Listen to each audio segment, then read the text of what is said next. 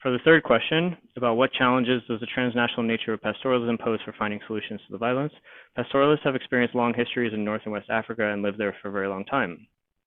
Their relationships with other groups and authorities of the region have always been distinct and shifted over time.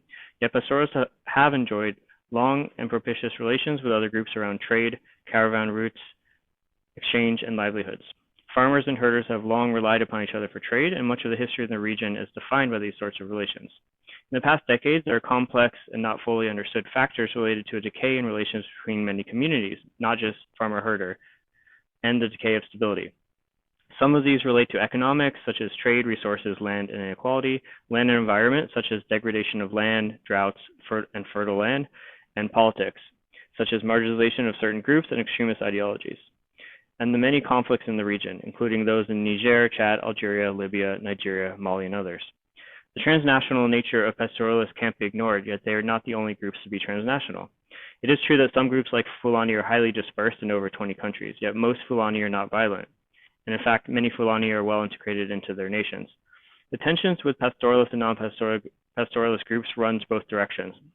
And certainly there is room for ameliorating strained tensions in certain areas. However, the majority of pastoralists are not violent, as the data in this report show, and likewise with farmers. And in many parts of the region, farmers and herders are not experiencing violent conflict.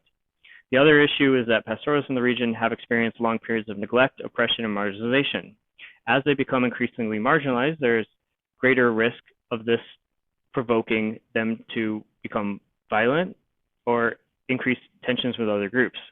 While this may not be universal or even the norm, it has influenced the occasional unrest and calls for greater sovereignty and investment in places like northern Mali, Niger, Middle Belt, and elsewhere.